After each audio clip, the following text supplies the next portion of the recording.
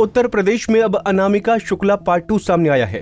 चंदौली में कस्तूरबा विद्यालय में कार्यरत संध्या द्विवेदी नाम की एक अध्यापिका ने इस बात की आशंका जताई है कि उनके शैक्षणिक दस्तावेजों का इस्तेमाल कर फर्जी तरीके से कोई और नौकरी कर रहा है।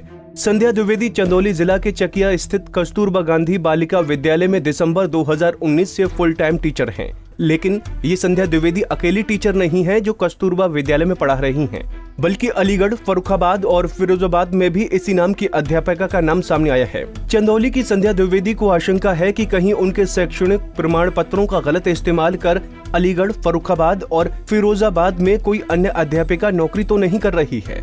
दरअसल पिछले दिनों जिस तरह से अनामिका शुक्ला नाम की महिला अध्यापिका का फर्जीवाड़ा सामने आया था, उसको लेकर सूबे के शिक्षा विभाग में हड़कंप की स्थिति है। नियुक्तियों में फर्जीवाड़ा सामने आने के बाद प्रदेश के शिक्षकों के शैक्षणिक प्रमाण पत्रों की एक बार फिर से जांच की जा रही है। जांच के दौरान कई जिलों में दूसरों के नाम पर फर्जी तरीके से नौकरी करने के मामलों का खुलासा भी हो रहा है। इसी कड़ी में पिछले दिनों अलीगढ़, फिरोजाबाद और फर्रुखाबाद में संध्या द्विवेदी नाम की एक महिला अध्यापिका द्वारा फर्जीवाड़ा किए जाने का मामला सामने आया था। इस बात की जानकारी जब चंदौली के चकिया कस्तूरबा विद्यालय में कार्यरत संध्या द्विवेदी को हुई तो उनके होश उड़ गए। इन तीनों जिलों के विद्यालयों में नौकरी करने वाली संध्या द्विवेदी की जन्म तिथि, पिता का नाम और विषय हूबहू वही थे जो चंदौली में कार्यरत संध्या द्विवेदी के हैं। इसके बाद संध्या द्विवेदी ने चंदौली के BSA से मिलकर पूरे मामले की जानकारी दी। सर, पूरा प्रकरण ये है कि जैसा कि 24 जून को कुछ समाचार पत्रों की कटिंग मुझे मिली, जिसमें लिखा हुआ है कि संध्या द्विवेदी नामक सामाजिक विषय की शिक्षिका कार्यरत हैं 3 जनपदों में, फर्रुखाबाद, फिरोजाबाद और अलीगढ़ में। और साथ ही उसमें जो विवरण दिए गए हैं उसमें उसका पिताश्री का नाम, उसके पिताश्री का नाम और जन्म तिथि उसकी जैसे 1991 और साथ ही उसने B.Ed BHU से किया हुआ है। तो उस विवरण के अनुसार जो मेरे शैक्षिक अभिलेख है और मेरे पिताश्री का नाम है, मेरी जन्म तिथि, उसमें काफ़ी समानता पाई गई है। तो उसके अनुसार उसको देखते हुए मुझे ऐसा संदेह है कि कहीं मेरे ही जो शैक्षिक अभिलेख हैं उसका कूटरचित तरीके से दुरुपयोग तो नहीं किया गया है। आपने क्या मांग की? BSA को क्या पत्र लिखा? तो मैंने सर को इसका पत्र लिखा, उसमें मैंने अपना जो समस्या है मैंने उनको अवगत कराया और साथ ही मैंने कहा कि इसकी जांच कराते हुए उचित कार्रवाई करें।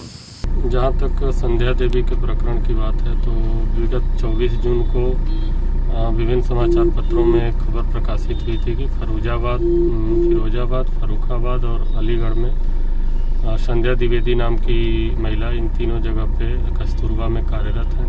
तो हमारे जनपद चंदौली में चकिया में संध्या द्विवेदी कल कार्यालय में उपस्थित हुई और उन्होंने एक प्रत्यावेदन दिया कि सर इस तरह की खबर है और मुझे अंदेशा है कि मेरे अंक पत्र या मेरे प्रमाण पत्रों का कहीं दुरुपयोग न हो रहा हो।